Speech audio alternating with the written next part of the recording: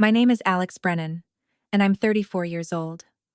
10 years ago, my family believed my brother's lie that I had walked away from medical school, and that one lie was enough to erase me from their lives. They cut me off, blocked my number, stopped asking questions, and decided they already knew the truth. They didn't come to my residency graduation. They weren't at my wedding. For 10 years, I lived like I had no parents, no home to go back to, and no place in the family I was born into. Then last month, my brother was rushed into the ER in Washington, D.C., and the case landed on my shift. He came in unstable. My parents came in behind him, and my uncle was with them. By the time I stepped into that room in my white coat, everything they had believed for a decade was already starting to crack. My mother looked at me like she had seen a ghost. My father looked confused before he looked afraid. My uncle looked from me to them, like he was finally putting together something he should have understood years earlier. And standing there with my brother's chart in my hand and my family staring at me like I should not have existed, I realized the truth had chosen its own timing. Before I tell you what he said and what happened after I walked out, tell me, what time is it for you right now? And where are you watching from? I'm curious to see how far this story will travel. By the time I left Richmond, Virginia, the shape of my family had been set. My father, Daniel Brennan, believed in certainty, in clean answers, in the person who spoke first and sounded sure of himself. And my mother, Patricia Brennan, had spent most of her adult life smoothing over whatever sharp edge was closest to her, which usually meant agreeing with the person who made the least noise after getting his way. In our house, that person was my brother, Ryan Brennan. He was 4 years older than me, easy with strangers, relaxed in every room, the kind of person who could turn a short conversation into an impression that lasted all evening. Teachers liked him, neighbors remembered him, and my parents trusted him so automatically that by the time I was old enough to notice it, the pattern was a law. If Ryan told them something happened, it happened that way.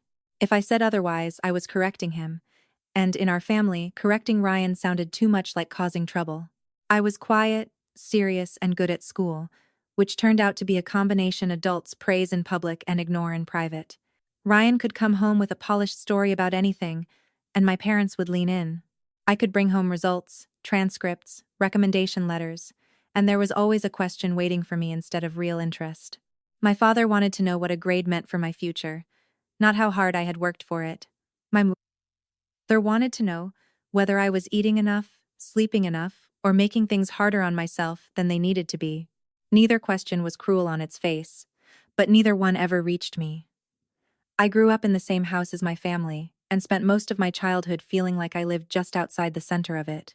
Ryan knew exactly how that worked. He knew our parents liked confidence more than caution, certainty more than nuance, and a simple version of events more than a complicated truth. He also knew I had no instinct for performance. I did not know how to make a room stop for me. And for a long time, I thought that was fine because I believed results would eventually speak loudly enough on their own.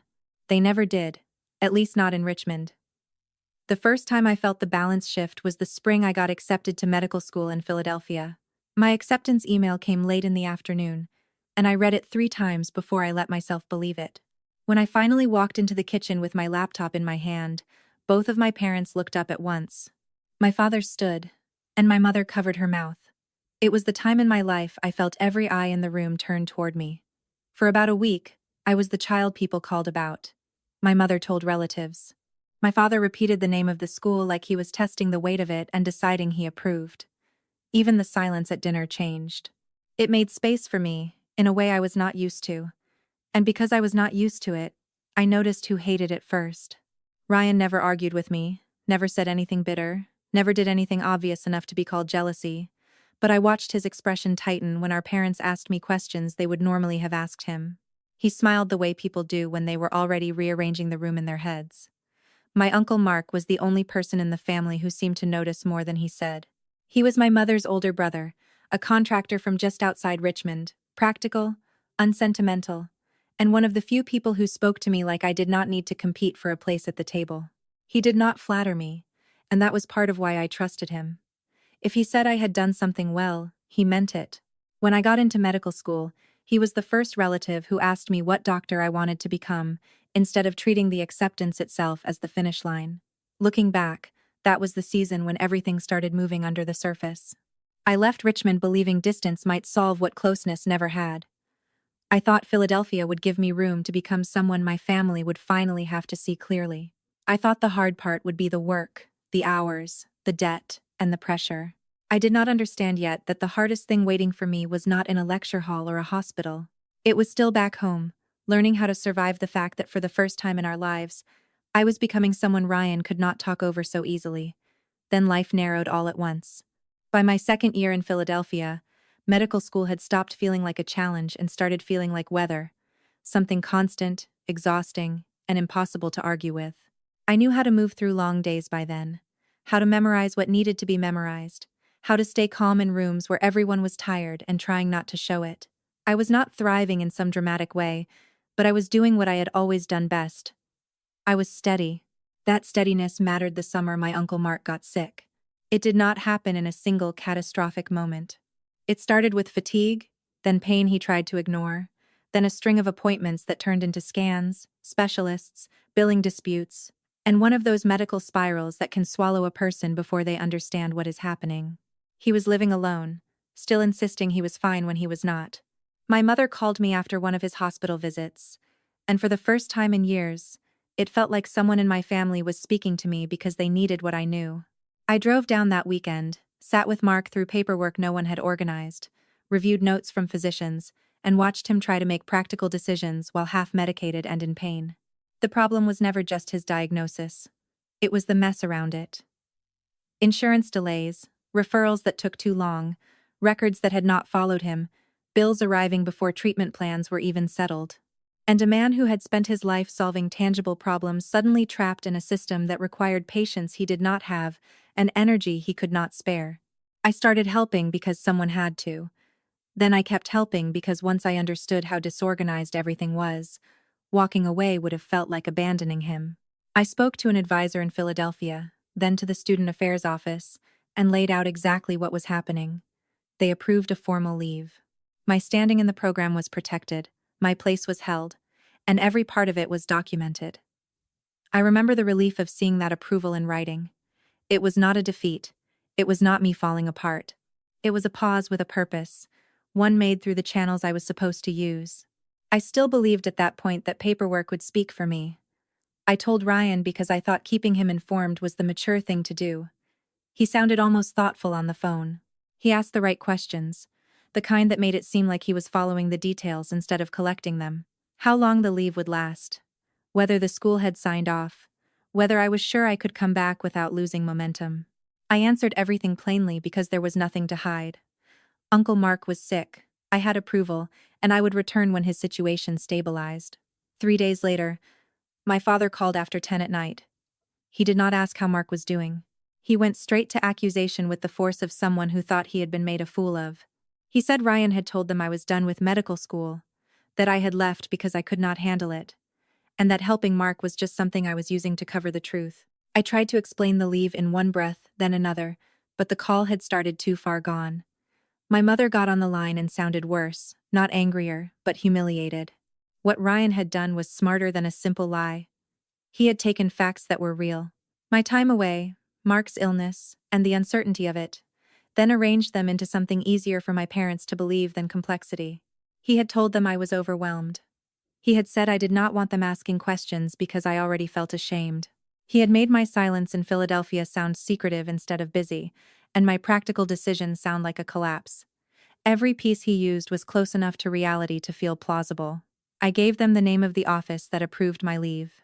I told them there were forms, signatures, email confirmations, and dates. None of it landed. My father spoke the way he always did when his mind was closed, slower and flatter, like he was reading a sentence carved in stone. My mother cried in the background. By the end of the call, I understood something I had been too hopeful to understand before. Ryan had gotten to them first. He had told them a version of me that matched the one they had always feared was hiding underneath the quiet daughter who worked too hard and said too little. And once that went, the truth had almost no space left to enter. After that call, everything became procedural. I stopped expecting emotion and started sending proof. The first email went out before midnight. I attached the approval from Student Affairs, the confirmation from the program, the documentation showing my leave was temporary and in good standing, and a short explanation written as plainly as I could manage. I did not accuse Ryan of lying in that first message. I still thought if my parents saw enough facts arranged clearly in front of them, they would step back and do the one thing they had never been good at doing with me, which was pause. There was no reply that night. There was no reply the next morning either. So, I sent a second email, longer this time, with contact information for the office in Philadelphia and the physician coordinating part of Uncle Mark's treatment. I told them they could verify every word. My father blocked my number before the end of the second day. I know the exact moment because his calls stopped going to voicemail and started failing after one ring. My mother lasted a little longer. Long enough for me to leave 2 messages she never returned. Long enough for me to tell her I was still the same person I had been the week before. Long enough to hear how final her silence could sound. When she blocked me, it hurt more than my father doing it. His rejection felt like judgment. Hers felt like consent. I mailed a packet after that, printed emails, copies of the leave approval, a letter in my own handwriting, and a note on top asking them to read everything before they called Ryan again. I paid for tracking because I wanted certainty somewhere in the process. The envelope made it to Richmond 2 days later. It came back to Philadelphia at the end of the week with my mother's handwriting on the front. Return to sender is such an ordinary phrase until it is directed at you. I stood in the lobby, holding that envelope, and understood that I was no longer arguing with a misunderstanding. I was standing outside a decision. I asked Uncle Mark to talk to them anyway. He did. He called my father first, then my mother, then tried again that evening. He told me later my father had listened just long enough to become offended. Not because the facts were weak, but because facts arriving through someone else made him feel corrected, and my father would forgive almost anything before he would forgive being made to feel wrong. My mother said very little. Mark tried to tell them where I was, what the leave meant, and how much of the story they had accepted without checking. He got nowhere. Ryan had already given them a version of events that protected their pride. Believing me now would have required them to admit they had chosen him too quickly. For 5 days, I kept trying with the kind of discipline I usually reserved for school. Calls, emails, records, another letter, another message through Mark. Every attempt was answered the same way. By silence, by blockage, by the clean finality of people refusing delivery. I was 24 years old, living in a city that was still new to me, splitting my time between medical paperwork and my uncle's appointments, and discovering that family rejection does not arrive like a dramatic scene. Sometimes it arrives like a series of completed actions. Number blocked, message ignored, envelope returned. The shift in me was not dramatic either. I did not make a speech to myself about independence. I did not decide in one cinematic instant that I was better off without them. I just ran out of places to knock. Once that happened, something practical took over. Uncle Mark still needed rides, second opinions, and help understanding the financial language around his treatment. My leave still had an endpoint. My program still existed whether my parents believed in it or not. So, I got up the next morning and kept moving. I drove Mark to appointments, sat beside him during consultations, argued with billing offices, and learned how quickly adult life can strip the sentiment out of you when there is too much to carry.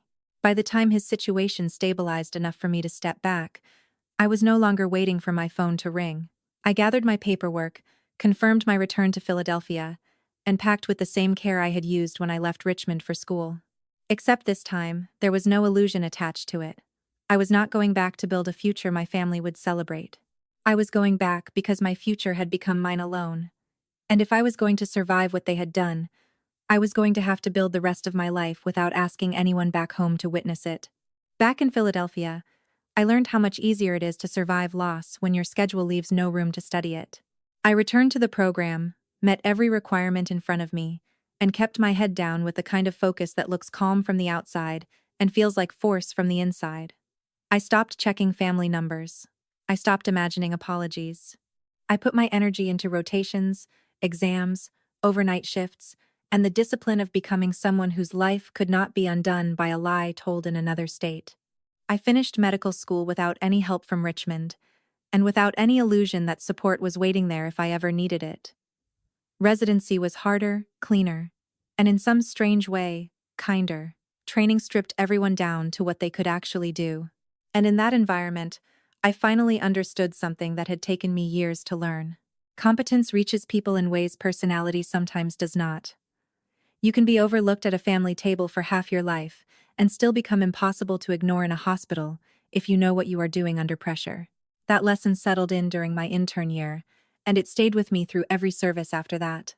I stayed in Pennsylvania for residency and eventually moved into an emergency medicine track under Dr. Naomi Ellis. She was direct, unsentimental, and allergic to self-pity. She noticed everything, including the things I preferred to keep private. She never asked for my history at once. She just kept pushing me toward the version of myself that did not need permission to belong in the room. I met Ethan Cole during my third year of residency through a mutual friend who thought we were both too serious for small talk and would therefore understand each other. He was a policy attorney then, dry enough to be funny without trying, and patient in a way I did not know how to trust. He listened more than he spoke, which meant I ended up telling him more than I had planned to. Not everything at once, and never dramatically, but enough for him to understand that my family was not absent because of distance. They were absent because they had chosen a false version of me and had stayed there for years. Ethan did not tell me to forgive them.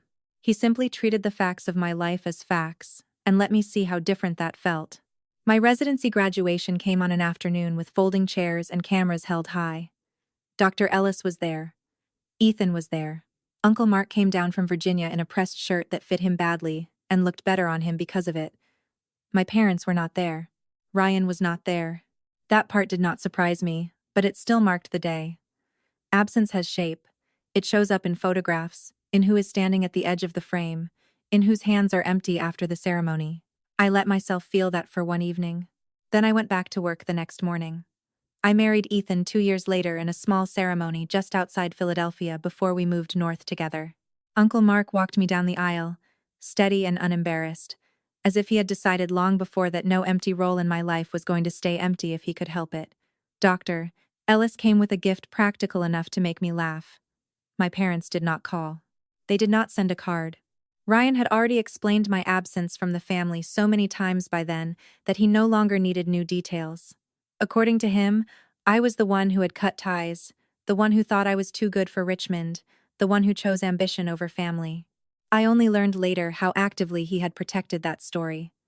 Tessa Monroe, who had worked in academic administration before moving into credentialing, reconnected with me through a hospital contact in Washington. Over coffee, she mentioned a man from Virginia who had called years earlier asking loaded questions about my status, my leave, and whether there had ever been concerns about my professionalism. She had logged it as an inappropriate inquiry and shut it down. By the time she told me, I no longer needed proof that Ryan had kept working behind the scenes. I just needed the pattern to make sense. By then, I was in Washington, D.C., working as an attending physician in emergency medicine, living in a city where no one knew the old version of me my family had accepted so easily. My name was on an office badge, on patient charts, and on schedules built weeks in advance. I had a marriage that was real, a career that was earned, and a life that did not bend around anyone back in Richmond. Years later, the truth came back to me on a night shift in Washington. The kind that had no business turning personal until it already had. The board was full, the waiting room was backed up, and the rhythm of the ER had flattened into that hard, focused pace where nobody wastes words. I was halfway through reviewing labs on another case when a trauma alert came through from the ambulance bay. Single male, unstable on arrival, possible internal injuries after a crash, blood pressure dropping in transit. I walked toward the station, reached for the incoming chart, and saw the name before my brain had time to protect me from it. Ryan Brennan. For a second, the hallway narrowed around one line of text on a screen. I asked for imaging, notified surgery to stand by, and moved toward the room because whatever else Ryan was to me, he was also the patient coming through my doors. He came in pale, barely responsive, strapped to a gurney with 2 medics handing off details. There was blood on his shirt, bruising rising along one side of his abdomen, and the unfinished look people get when the body is still deciding how badly it has been hit. I did not let myself stand there as a sister. I read the monitor, checked his airway, assessed what mattered first, and gave the orders that needed giving.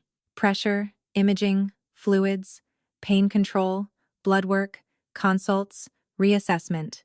His condition was serious but manageable, the kind of case that can tilt the wrong way if people hesitate. We did not hesitate. By the time the first wave of intervention was underway, I knew he would likely make it through the night if the scans showed what I thought they would. That was when the nurse at the desk quietly told me his family had arrived. I looked through the glass before I moved. My mother was there first, still in the clothes she had thrown on in a rush, one hand gripping her purse tightly. My father stood beside her, rigid in that familiar way that used to mean control, and now looked more like shock held upright. Uncle Mark was with them, shoulders tense, face already set, as if he understood that nothing about this night was going to stay contained. I could have asked another attending to step in then. No one would have questioned it. But Ryan was already stabilized, and handing the room off at that point would have been less honest than staying. So, I finished what needed to be done, reviewed the scan results, confirmed that surgery was not immediately required, and waited until he was moved out of the first chaos of the trauma bay. Only then did I walk toward the family area with his chart in my hand, and my badge visible on my coat. My mother recognized me before I was close enough to speak. Her eyes lifted to my face, then dropped to the badge, then came back to my face with the expression of someone watching two realities collide at once. She grabbed my father's arm so hard he flinched. My father looked at me like he was trying to force my existence into a framework that no longer held. Confusion came first, then disbelief, then something heavier. Because the truth was not just that I was there. The truth was that I was there as the thing Ryan had told them I had walked away from becoming. Uncle Mark looked grim, almost resolved. I gave them the update the same way I would have given it to any family. Ryan had significant injuries, but he was stable for the moment. He needed monitoring, more imaging review, and careful observation through the night. He was not in the clear, but he was alive. My mother kept staring. My father barely seemed to hear the medical details, because the larger fact had already taken all the oxygen out of the room. I had not disappeared. I had not failed. I had not become the cautionary story they had accepted in my place. I was standing in front of them in a hospital in Washington, responsible for their son's care, speaking with the calm authority of a physician who had spent years earning every word they were now too stunned to interrupt. What I remember most is how quiet they became. 10 years of certainty had finally met something harder than confidence. It had met evidence with a pulse. Behind them, Uncle Mark looked from me to my parents and back again. And in that silence, the night changed shape completely for them. Nothing had been resolved, and Ryan had not even opened his eyes yet. But the story that had held my family together for a decade was already breaking apart in real time, and everybody in that room knew it. Morning made everything harder to avoid. Ryan regained consciousness in uneven stages. Not with panic or drama, but with the slow, guarded awareness of someone whose body had returned before his control had. I saw him once during rounds, just long enough to confirm his pain was being managed, his vitals were holding, and the internal bleeding everyone had feared was no longer worsening. Even through the fog of medication, I recognized the same instinct that had shaped the last 10 years of my life. He was already trying to calculate the room. He did not ask where I had been. He did not ask how I had become the physician standing at the foot of his bed. He did not say my name the way a brother would say it after 10 lost years. He looked at my badge, then at my face, and I knew he understood the one thing he had spent a decade preventing. The story he had built had finally run out of space. My parents remained in Washington through the next day, moving through the hospital with the stunned, displaced look of people who had expected fear and were instead being forced into recognition. Uncle Mark stayed with them. He called me after my shift and asked whether I could spare 10 minutes in a consultation room on a different floor, somewhere quiet and away from Ryan's unit. I said yes, because by then avoidance would only have stretched out something already finished. When I stepped into the room, my mother looked worn thin from crying. My father looked older than he had the night before, and Mark was standing near the table with a folder, his reading glasses, and his phone laid out in front of him like he had come prepared to do what should have been done years earlier. I sat across from them and realized none of us were there to recover a family. We were there to put a shape around its collapse and to name in order the decisions that had caused it. What followed was not explosive. No one shouted. No one needed to. It was orderly, factual, and almost clinical, which made it worse. Mark started with the things I had sent in those first days after Ryan lied. He pulled up the emails I had copied him on, including the approved leave, the confirmation from my program, and the contact information for the people my parents could have called if they had wanted to verify anything at all. He showed them timestamps. He showed them dates. He showed them the photograph of the envelope my mother had returned unopened, and the messages he had sent afterward trying to tell them I was still enrolled, still moving forward, still exactly where I said I was. Then he added what he had kept from the months I was helping him through treatment: appointment records, billing notices, transportation receipts, notes from the specialists. I had taken him to see enough small details to prove what had always been true: that while Ryan was telling them I had walked away from medical school, I was in waiting rooms with Mark, in taxis with Mark, on the phone with offices trying to untangle his care. The lie had always been impossible. It had only needed people willing to check. My father did not interrupt once. My mother looked down at the table like she could not bear for the evidence to be attached to her own memory. Mark was not cruel, but he was finished being gentle. He said what no one had made them sit with before. Ryan had lied, yes, but they had made the lie durable. They had blocked me, dismissed proof, returned mail, and chosen the child who made the world easier for them to understand. They had not been tricked for 10 years. They had participated. Tessa Monroe confirmed the rest later that afternoon. She did not come in person because she did not need to. Mark had asked her if she would be willing to put it in writing, and she sent a message detailed enough to remove any last place Ryan might have hidden. Years earlier, he had contacted administrative offices, more than once, under weak pretenses, asking questions, meant to draw out something damaging about my leave, my status, or my professional standing. He did not find anything because there was nothing to find. But the attempt itself mattered. It meant he had not just told one lie in a moment of jealousy and moved on. He had maintained it. He had checked on it. He had gone looking for cracks he hoped were there. Once that was added to the pile, something in the room gave way. My father leaned back and covered his mouth with one hand, not because he was trying to hold an emotion, but because there was nothing left for him to say that would not sound pathetic against the weight of what he had ignored. My mother cried quietly, the way people do when they understand too late that sorrow is not repair. Ryan was discharged several days later, sore, diminished, and alive enough to resume being accountable for himself. My parents wanted to talk away from the hospital, away from staff in rooms that smelled like antiseptic and consequences. So, I agreed to meet them once after my shift because I wanted one thing on record between us, clear enough that it could not be rewritten later. My mother apologized first. My father apologized after her, in the blunt, damaged language of a man who had spent most of his life avoiding apology, and had waited until it was useless to try. Ryan did not come. Whether that was pride, shame, or strategy no longer interested me. I listened because silence was easier than anger by then, and when they were done, I told them the only truth that mattered. Now, 10 years is not a misunderstanding. 10 years is a pattern made of choices. They had not lost me in one mistake, one bad phone call, or one emotional night.